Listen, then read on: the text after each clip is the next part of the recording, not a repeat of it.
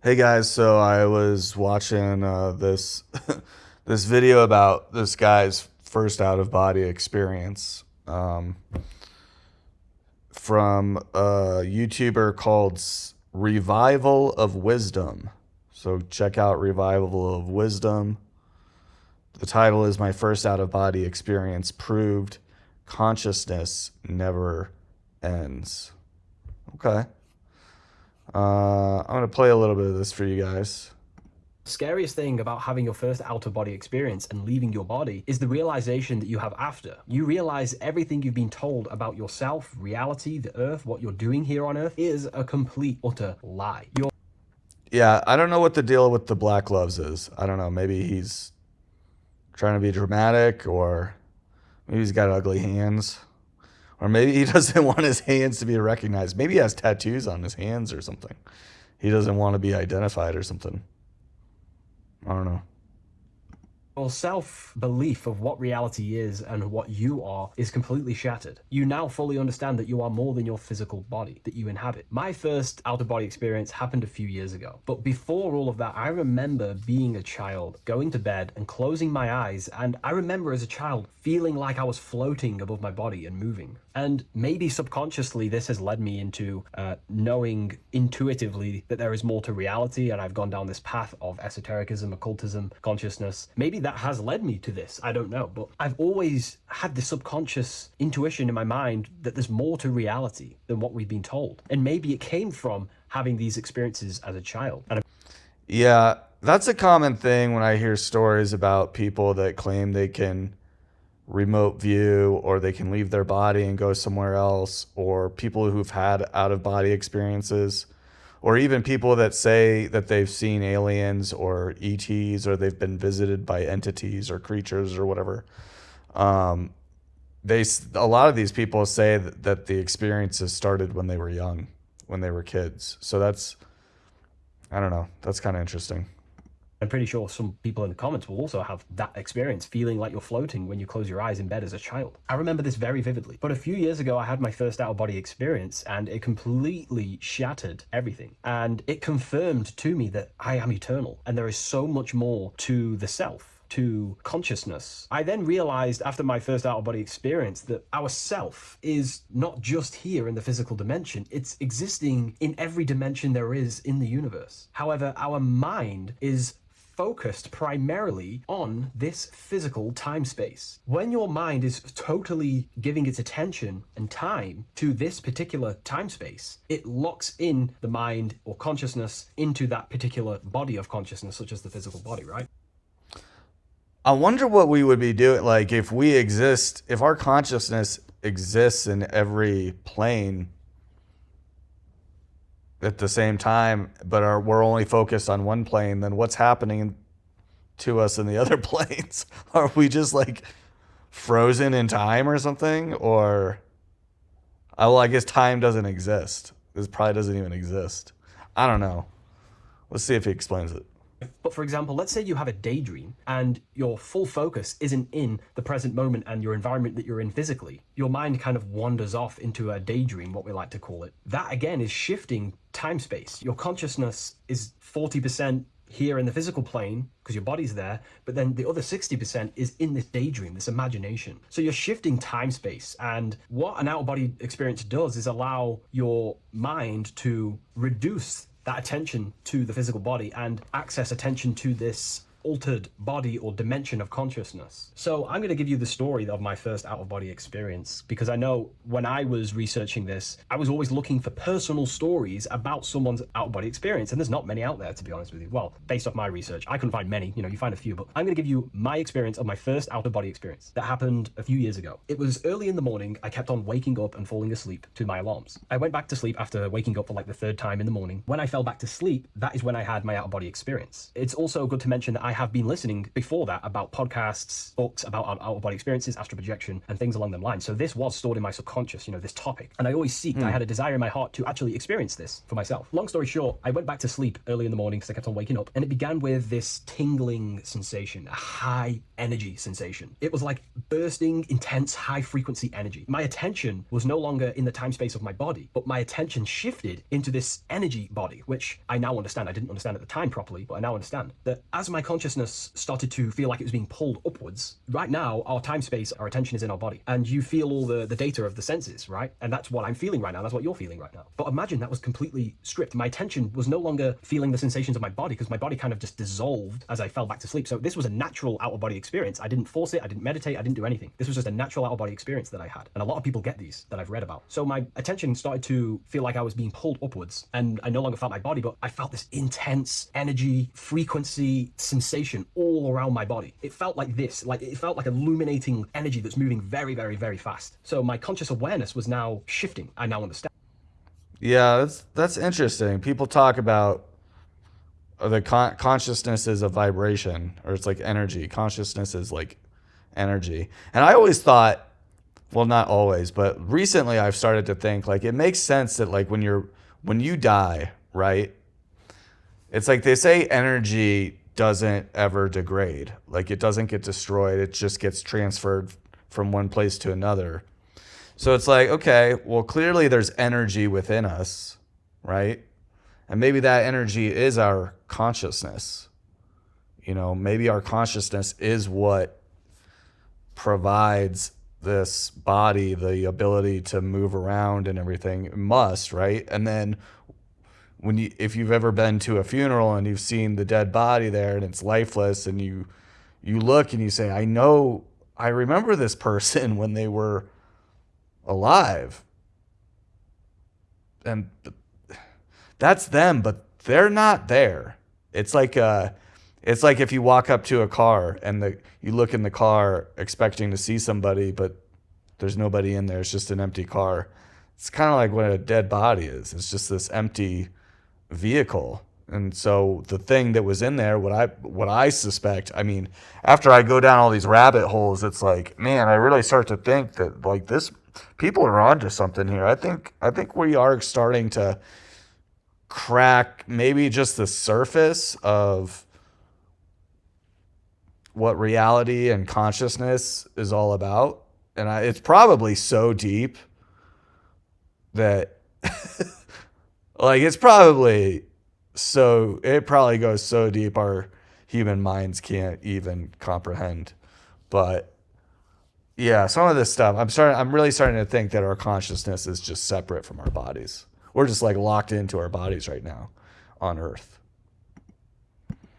My whole body faded into this sensation. My whole mind faded into this energy sensation, this tingling, it was very, very intense. I was not feeling my normal senses anymore, only this energy. This energy was also pulling me up. The more I was lifted up, the more intense the frequency became. So think of it like just a frequency resonator, how it just goes up and down, up and down. But then imagine the frequency resonator just going higher and higher and higher frequencies, and it would just get more and more and more intense. The energy was moving faster. This tingling was faster and faster and faster as I was being pulled up. Part of my mind began to fear this. My arms and legs grew very tense. I started to tense up because at this moment in time of the experience, I was very vaguely conscious. I was half there, half not. And as I was being pulled up, my physical body started to tense. And this is again when I started to feel my body again. But then I remembered what I heard out-of-body experiences is that you have to submit to the process. If you try and force an out-of-body experience, it will never happen, because an out-of-body experience is not truly out of body. What we're trying to do is trying to find a needle in the haystack. If you're trying to find a needle in a haystack, you don't go rummaging through the haystack to find the needle. What you do is you burn the haystack and then the needle reveals itself. It's the same with an out-of-body experience. We dissolve the senses of the body, so the body falls asleep, but the mind stays awake. As soon as I let go of this fear and I let go of the tensations in my body, I started perceiving through another state in this energy body. But I didn't see my body. It was just like perceiving and seeing, but no body. Like a camera. When you look at a camera view, you don't see what the camera looks like. You're just seeing through the camera. It's the same as that. I had no form, but I was just seeing. I was just like a floating eyeball, seeing into this altered state of consciousness. I was just seeing. I first saw my street outside my house with lots and lots of people walking on the street, but I could not see the people directly. Everything was black and green. The background was black, but I couldn't see the people. I could just see a glow flow of light around people like an egg shape. They were just walking on either side of the road, other directions. I could just see more and more people moving faster and faster and faster. I didn't realize then, but then I did start to realize later on in my journey that that was more than likely the etheric plane that I saw. The etheric plane is the plane of life force and vitality and electromagnetic auras. So that was my awareness shifting from physical into then the etheric plane, the plane of life force and energy. Now, the etheric plane is very, very, very difficult to actually access consciously. The etheric plane acts as a bridge between the physical body and the astral body. To actually access the etheric plane alone is very, very, very difficult, and only certain trained individuals can do that. The etheric plane is not really a conscious plane where you can stay there and be conscious. It acts as a bridge between the physical and the astral plane. I could see the glowing auras around people moving along the pavement. The people moved faster and faster until the scene started to just dissolve as these people were just moving faster and faster. It was not very clear at first, but I subconsciously knew that I was having an out-of-body experience. This is when I really started to realize that I'm being shot out my body. When I realized this, I submitted even more. I started to just let go. The more and more I let go, I kind of like split through a veil, and everything became super clear. Before, in the etheric plane that I think it was, the ethereal plane, things weren't very clear. I could only just see glowing auras. However, That's interesting. So he says the more he let go, and there's this concept of letting go. They call it like the law of detachment. This idea that the more you let go of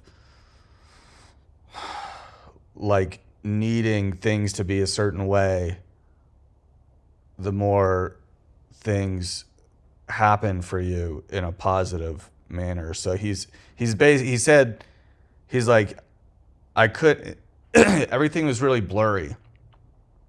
But once he realized he was outside of his body, he just decided, I'm going to let go, because he must have felt comfortable enough to let go. I doubt he was scared. It doesn't seem like he's scared thus far. And a lot of people who have near-death experiences, out-of-body experiences, a lot of them say a lot of the same things, which is like, you'd think I would be afraid. Like, I'm looking at my body. I'm outside of my body. Whatever. And they're not afraid. They don't. And then eventually, sometimes it's right away, instant. They just feel this like intense feeling of love. But sometimes they're just like kind of they're just outside their body, hovering around, watching what's going on. And they're not scared, but they're kind of also just kind of like, wow, like trying to like kind of coming to terms with the fact that they're like outside of their body, and oh, crazy, I'm still here. I thought if I died, there would just be nothing, but I'm laying right there, so I must be dead, right? But I'm still here. I'm still me. But it's interesting that he said that he let go, and then all of a sudden things became clear. It kind of reminds me of the law of detachment, except, I mean, this is this is like extreme version. This is the extreme version of that. But as I split through the veil of the etheric, this bridge, this place that I was going to, I then split and everything just came super, super clear. I was floating in the sky. I subconsciously knew that I was having an out-of-body experience when I realized this. As I was still being lifted upwards, I then split through the layer where everything just suddenly became super clear. But then I was awake, fully conscious. But I was not in my body. I was just like a camera in the sky. I had no body, no form. I could just see. When I entered this plane, there was some sort of voice guiding me through this whole process. It was a male voice, and it was basically guiding me where I was going. It was telling me what I can do here. This voice was pretty much saying, you can fly, you can think things into reality, you can do this, you can do that. While he was saying this voice, there was no being around me, but I felt a presence of another being, but this voice was just speaking to me mentally. Like, you can't hear it, but I just knew what it was saying. It was so weird to do. Yeah, I've heard of this before. Like, people will say, like, especially the near-death experience people who basically die, but then they're resuscitated, brought back to life, etc. They often talk about hearing a voice, and I think it tends to be more male voice, but maybe there's female voices too. I think the only ones I've ever heard of been I don't know. I can't really recall, but yeah, and this idea that like they sense a presence. They can sense, sometimes they see other beings, sometimes they see other entities, sometimes they see angels or whatever they describe them to be.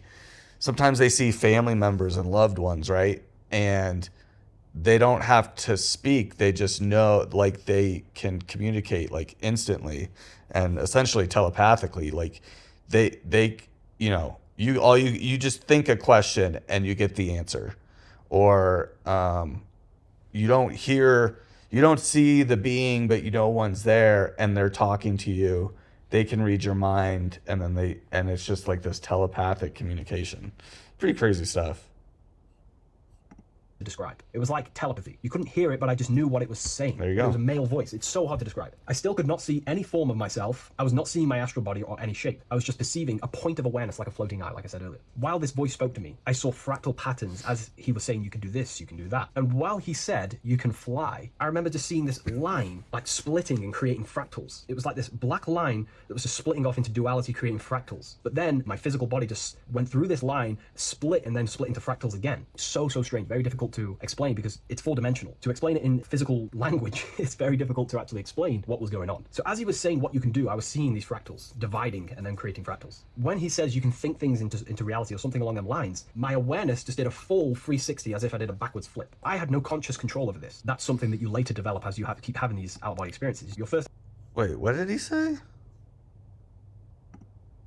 Well, I think he said you could control reality with your mind. Lines. My awareness just did a full 360 as if I did a backwards flip. I had no conscious control over this. That's something that you later develop as you have fractals again. So strange, very difficult to explain because it's four-dimensional. To explain it in physical language, it's very difficult to actually explain what was going on. So as he was saying what you can do, I was seeing these fractals, dividing and then creating fractals. When he says you can think things into reality or something along them lines, my awareness just did a full 360 as if I did a backwards flip. I had no conscious control over this. That's something that you later develop as you keep having these out-of-body experiences. Your first out-of-body experience, you probably won't be able to control what's going on, but you will have an out-of-body experience if you seek them. I could see all around as I rotated. I looked all the way down and then back to my original angle and point of awareness. During that rotation, when I started to turn upwards to do the backflip, I looked up and it kind of looked like the sun in the sky. It was very dark and gloomy.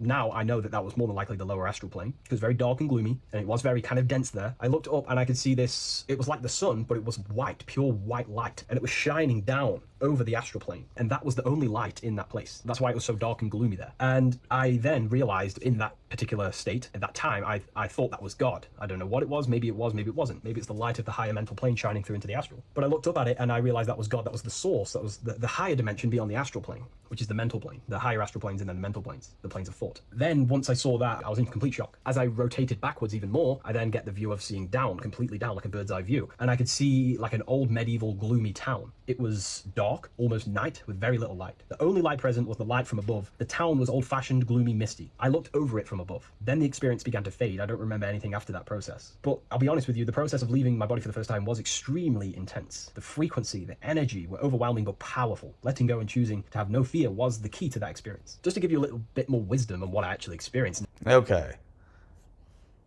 I mean, it's all pretty cool, but the thing that really stood out to me is he said the being that was explaining things he could do in this plane said you can think things into reality. Or something along those lines, I believe he said. Man, that's fascinating because now you're starting to get into like the world of manifestation, which people talk about. And, you know, I'm not saying manifestation is real or not. There's part of me that's really like fascinated by the idea of it being real. And I kind of want it to be real, but I've not done it. So, or at least that I'm not really like convinced that I've done it. I'm only just like now starting to explore it and see if I could do it. But it's one of those things that's just so shrouded in gurus and I don't know, shysters trying to steal money, or not steal, but make money off of people that believe in that kind of stuff. I'm not saying it doesn't exist and that it's not real. It's just, it's also one of those things that's like, if it is real, it's too bad that people like take advantage of, you know, I don't know what I'm trying to say. I don't know if it's real or not, but there's a lot of shadiness around manifestation. But it's interesting that this guy said that you can think whatever he said. Now I don't even remember what he said. You could basically think your reality into existence or whatever. Because the idea behind manifestation is you can essentially shape reality with your mind. And there are physicists who are now kind of exploring consciousness, because there seems to be some sort of massive connection between what we know about physics and consciousness. So, I don't know. So much stuff to talk about. So crazy. So wild. Let's keep going. We're almost done with this one. Now, when I realized what was happening, I now understand that the voice that I was hearing was not an external being guiding me. It was actually a higher aspect of myself, a part of my own consciousness that is not focused in the time space of the physical world. My physical mind is focused here in this timeline, but once I exited this timeline and focused elsewhere, the higher part of myself guided me towards that experience. This higher version of ourselves that we call the higher self is a higher dimensional being, but we're just unconscious of it. This being exists beyond our ordinary thinking mind. Our self exists everywhere in the universe, and we can unlock higher versions of ourselves as we progress on our journey of awakening and self-realization. Because let's say right now, only 10% of your awareness is actually in the physical plane. Science tells you that 90% of you is actually in your subconscious mind. 10% of your awareness is your conscious mind. So there's 90% of you that your conscious mind is not aware of. But our conscious mind becomes so addicted with the physical world and distracted with the physical world, it just gets totally locked in with the physical. And we never pay attention to the hidden aspects of ourselves, the unconscious aspects of ourselves. And that's why everyone in the esoteric and occult space talks about gnosis, seeking knowledge of self. Gnosis is not knowledge, it's knowledge of self obtained through direct experience. So gnosis is about rediscovering who you truly are. And another bit of wisdom that I could give you from this is that the observer... I wonder if that's why they say you only use 10% of your brain. Maybe you are using the other 90% in some way, but it's all subconscious? I don't know. That's interesting. He said that... Oh, that's so wild. I don't know. What do you guys think? Leave comments. I don't know what to make of this one. There's a lot going on here, and he's kind of touching on like all these different like things that I've heard that seem to be their own like rabbit holes. It's like he's hitting like 10 different rabbit holes in this video. All right. This is a cool video. Revival of wisdom. My first out-of-body experience proved consciousness never ends. All right, let's keep going. Is the same observer that is observing this video right now. You're watching this video, but who is the one seeing the screen? Who is the one seeing the screen of your reality, of what you call life? There is an inner witness consciousness within you who experiences and observes your thoughts, emotions, and actions, experiences and observes the screen you call reality. And that witness also witnesses your dreams. When you shift your awareness from your time space of this body into your dreams, that same witness is witnessing your dreams. So when you meditate, connecting with this witness aspect of our consciousness really does help to excel the process of having an out-of-body experience. Because a lot of people have out-of-body experiences, but they don't understand what's actually going on. They don't understand the nature of it. But it's all mental. You move mentally in that dimension. You create mentally in that dimension. The same that you do in this dimension, but just on a quicker scale, because things manifest in the astral plane instantly as soon as you think of it. Just like the screen in your mind, you think of something, you have a screen of an object in your imagination. That plane, it manifests instantly, but down here, it takes a longer time for things to manifest and condense. Once you understand that thought rules the universe, thought is the creative force of the universe, you start to understand, these different dimensions and these experiences that you have. But really connecting with that witness consciousness, that part of yourself. I want to go back to really that. Does help the process of having an out-of-body experience. Because a lot of people have out-of-body experiences, but they don't understand what's actually going on. They don't understand the nature of it. But it's all mental. You move mentally in that dimension. You create mentally in that dimension. The same that you do in this dimension, but just on a quicker scale, because things manifest in the astral plane instantly as soon as you think of it. Just like the screen in your mind, you think of something, you have a screen of an object in your imagination. That plane, it manifests instantly, but down here, it takes a longer time for things to manifest and condense. Once you understand that thought rules the universe, thought is the creative force of the universe, you start to understand, these different dimensions and these experiences that you have. Wow, that's wild. Okay. That's so crazy. So he says when you're out of your body and you're in a different plane of consciousness or a different like dimension or whatever these things that these different levels are that you can travel to via your consciousness, things there manifest instantly. So you can think of something and make it so. Like I could say, I don't think you would do this in the astral plane because you'd be thinking so much higher and incredibly, but you could say, you could just think of like a lamp, or you could think of a bag of golf clubs and they'd just be right there in front of you or whatever, or you could like think a question and have the answer. Like you could, I don't know. That's so crazy. That's so wild. But he said something interesting, which is he didn't say you can't manifest here on Earth. He said it's just much slower. It's a delayed effect. That is in tune with what I've heard about manifestation. As I kind of look into that and try to understand if there's any like truth to that whole thing. That's crazy that he said that. That's really cool. All right.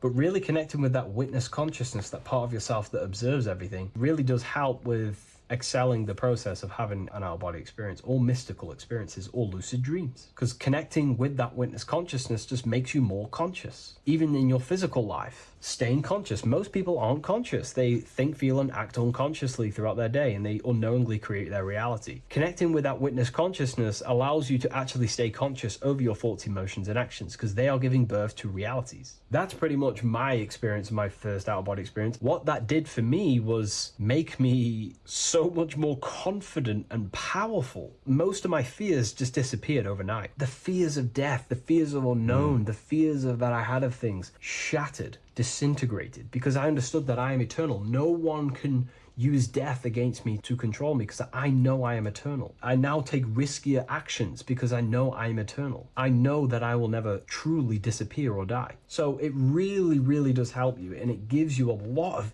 internal power, because no one can make you scared of anything. You should not fear someone who can hurt you physically. You should fear someone who can corrupt your soul. That is the worst thing, who can corrupt your internal world, because that is what truly matters. So I hope this helps you understand out-of-body experiences. Hopefully this can help you move along. I wonder what that means.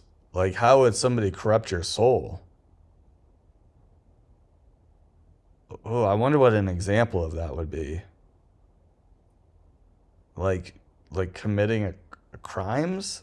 Like, is it just your actions here on Earth? Is that like if you? I don't know. I mean, I don't even want to say certain things, but if you commit a horrible act against somebody else, is your soul corrupt? Oh, that's really interesting. But yeah, so he says that we're unconsciously and unknowingly creating our own realities all the time. So people don't know that they can create their own reality. They don't know that they could have a better life because they're just in this simulation which is our reality. Like, we look around and we think it's real, and so we just react to the thing. We feel like we're just a thing, it dropped into this thing, and now we got to react to everything.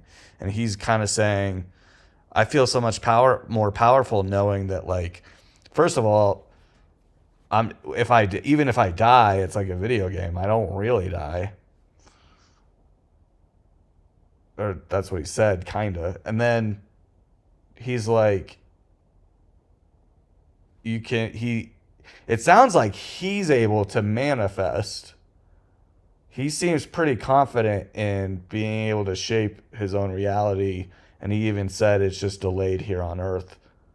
So maybe he's done it here on Earth. And then he said, you don't have to worry about people that can physically hurt you. You have to worry about people that will corrupt your soul. Ooh, I don't even want to say this out loud, but I've been like kind of looking into like the whole reptilian kind of stuff, like those weird. I don't like to call anything a conspiracy anymore, but just like this idea that like there's a reptilian race that we can't really,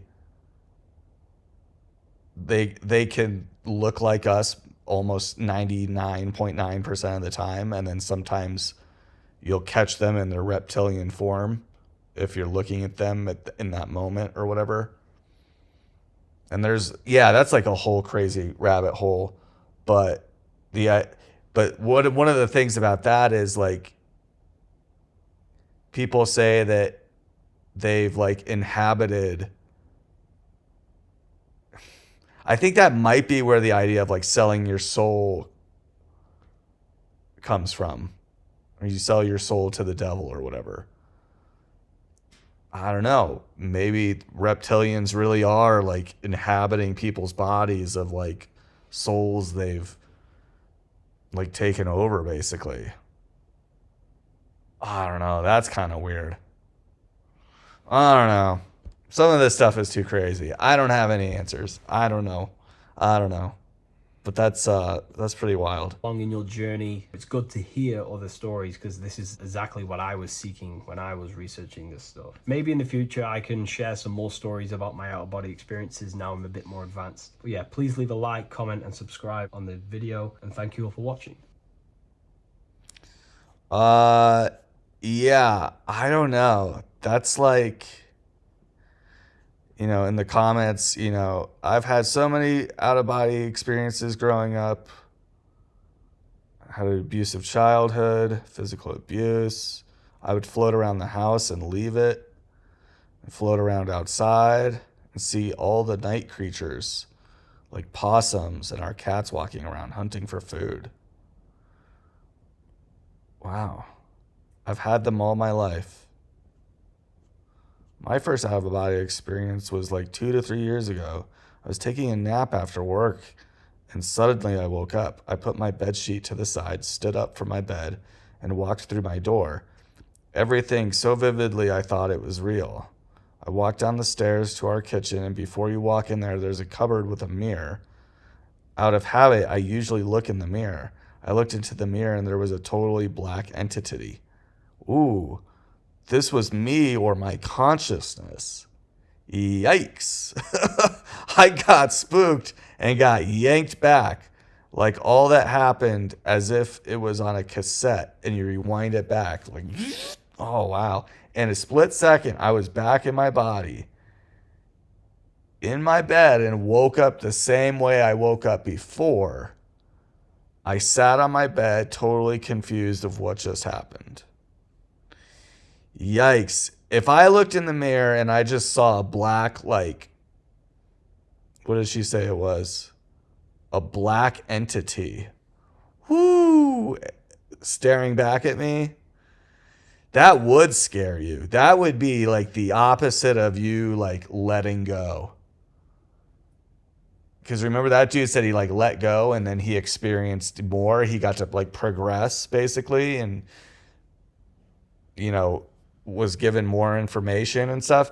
She like looked in the mirror and sees this black thing and just freaks out. Like the opposite of letting go. She probably like tensed up in her consciousness and then that was it. Right back to the body because you can't be floating around out there if you're terrified, maybe. I don't know. Maybe you can't.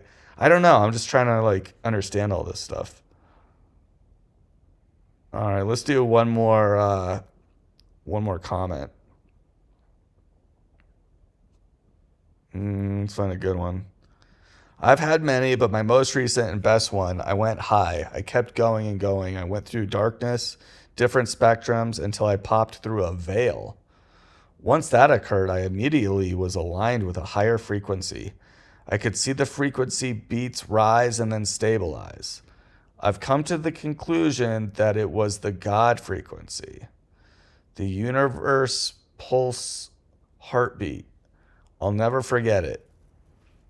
Things have only become more magical since. That's kind of interesting. I have a friend. She well, I don't want to say too much about her. I'll just say that she told me that she doesn't really like to drink, but she does like to use like LSD and stuff. But knowing her, she rarely does it because she's very good at what she does and does for a living, and she's very motivated and very smart. She's not like a druggie. But when the opportunity presents itself, she does do things like acid or LSD or things like that. And she said that one time she was on one of those things, and basically she was able to see the universe from the outside looking from the outside, looking down into the universe. I mean, she's on drugs, so take it with a grain of salt. But I don't necessarily even, I've done mushrooms on 2 occasions, and the first time I ever did it, it was incredible. I mean, just such a wild experience. Like, I was in tears like the whole time. It was the most insane experience I've ever had. The second time I did it, it was terrifying. I had what you'd call a bad trip. It was it was it was it was scary. I want to say it was probably the most scared I've ever been. I'm not sure, but as a grown adult, that's probably the scariest I've ever been. As a grown man, that was probably the most scary. So I'm not like throwing out, like, I think just because you do a drug doesn't mean that you're crazy, or that you're doing, or that like what you're experiencing isn't somehow real. I do understand why people doubt things when you're on an altering substance or whatever, and I get that. I don't think it necessarily negates everything about somebody's story though, or what they learned, or what they feel like they learned. Um and so my friend, she was telling me that she could see the universe as if she was looking at it from the outside in, and it was just pulsing like this. And she realized that it was like breathing, or it had like a pulse, or it had like a heartbeat. It was like, it was this living thing, like the universe, this massive thing that we're not even a speck in it, right? The earth isn't even a speck in the universe, supposedly. But like just this pulsing. She said it was like,